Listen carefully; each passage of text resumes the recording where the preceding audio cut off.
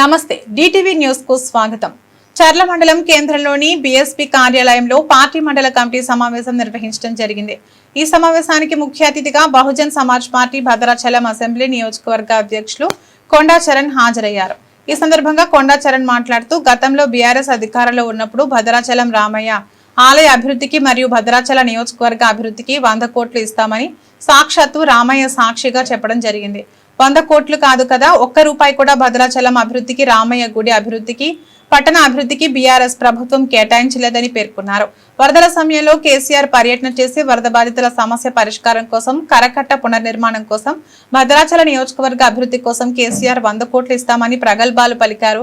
ఏమి ఇవ్వకుండా సాక్షాత్తు భద్రాచలం శ్రీరామచంద్రుని మరియు భద్రాచలం ప్రజలను మోసం చేసి బీఆర్ఎస్ పాపం కట్టుకుందని తెలిపారు. భద్రాచలం రామయ్యను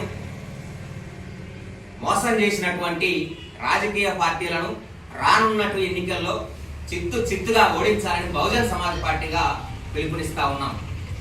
ఎందుకంటే 10 సంవత్సరాలు పరిపాలన ఎలగబెట్టినటువంటి బీఆర్ఎస్ భద్రాచలం దేవాలయ అభివృద్ధి కోసం నిధులు కేటాయిస్తామని చెప్పేసి చెప్పారు. ₹1 కూడా ఇవ్వలేదు. భద్రాచలం పట్టణ అభివృద్ధికి నిధులు కేటాయిస్తామని చెప్పారు. ₹1 కూడా ఇవ్వలేదు. భద్రాచల నియోజకవర్గ అభివృద్ధికి నిధులు కేటాయిస్తామని చెప్పారు. ₹1 కూడా ఇవ్వలేదు. వరదలు వచ్చినప్పుడు కేసీఆర్ గారు పర్యటన చేసి కరకట్ట నిర్మాణం కోసం, వరద బాధితులకు పునరావాస కేంద్రాలు నిర్మించడం కోసం ₹1000 కోట్ల ఇస్తామని చెప్పేసి సాక్షాత్తు భద్రాద్రి గడ్డ మీద వెలిసినటువంటి రామచంద్రుల వారి సాక్షిగా చెప్పి మోసం చేసినటువంటి పరిస్థితి, దుర్మార్గమైనటువంటి పాపాన్ని బీఆర్ఎస్ మూటగట్టుకున్నటువంటి పరిస్థితి ఉంది.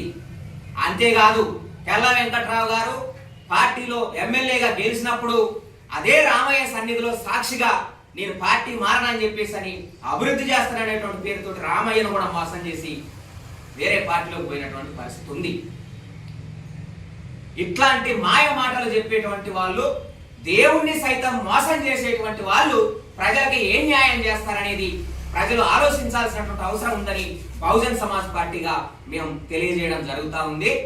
తెల్ల వెంకట్రావు గారు అభివృద్ధి చేయడం కోసమే నేను అధికార పార్టీలోకి పోతున్నానని చెప్పేసి చెప్పడం జరిగింది. ఈ రోజు ఆ మాట చెప్పినటువంటి తెల్ల వెంకట్రావు అభివృద్ధి నిరోధక శక్తిగా ఈ నియోజకవర్గానికి తయారయ్యిందని మేము బహుజన్ సమాజ్ పార్టీగా తెలియజేయడం జరుగుతూ ఉంది. ఎందుకోసం అంటే తెల్ల వెంకట్రావు గారికి ప్రజలు ఓట్లేసి గెలిపించింది ఆ ప్రజల్ని లారీలు గుద్ది చంపడానికి అని ఈ సందర్భంగా మేము ప్రశ్నిస్తా ఉన్నాం. తెల్ల వెంకట్రావు గారు ఇసుక లారీల కారణంగా మరియు గుంతలుగా ఉన్నటువంటి రోడ్ల కారణంగా జరుగుతున్నటువంటి ప్రమాదాలు, పోతున్నటువంటి ప్రాణాలకి బాధ్యతగా మీరు సమాధానం చెప్పాల్సినటువంటి అవసరం ఉందని ఈ సందర్భంగా మేము తెలియజేస్తా ఉన్నాం.